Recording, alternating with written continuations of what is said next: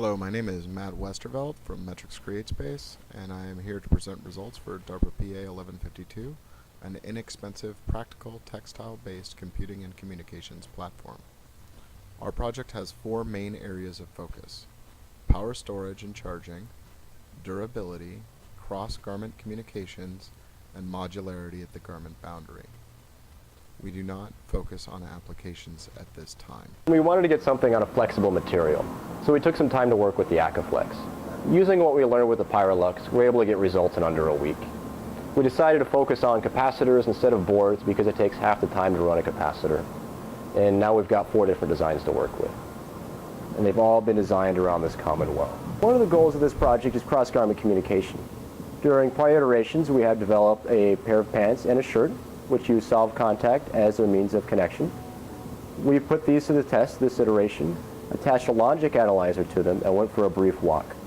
With the data we've collected, we now can go through and see if solid contact is a viable means of cross-garment communication. In test, we hooked up the logic analyzer to the setup in order to understand what type of connection we have. We found that it's intermittent, which is to be expected with soft contact. But this allowed us to design our own software for the testing, which gives us more flexibility in the testing process. The hardware portion of the testing involves wiring 2 garments, running power through one, and then checking for connection on the other one through a microcontroller.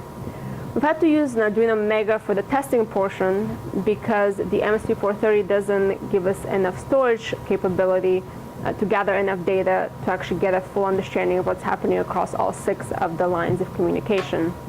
The nice thing about using an Arduino Mega is that the Arduino platform is compatible with the MSP430 platform. During the last iteration, we used these small inductors to both send and receive power. For this iteration, what we focused on was improving the transmission of power. So what we did was we constructed a large inductor. This is about 150 microhenries. And we cut this on the laser here at Metrix.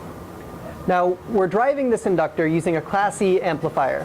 So on the back side of this board, where you can't see it, there's a MOSFET, and we're gating that MOSFET with this function generator at the resonant frequency of the LC tank formed by the inductor and a bank of capacitors that you see there on the bottom of the board. What this does is causes a sine wave to appear across the inductor. And we found that we can get a sine wave of approximately 160 volts peak to peak. When we then use this secondary with a 100 ohm load, we found that we can get about 1/8 of a watt at the load on the secondary. Now, unfortunately, what we've noticed is that the MOSFET tends to overheat over time, so we can only transmit power for a short time. But we've spec'd out a new MOSFET which should arrive shortly and solve the heating issues.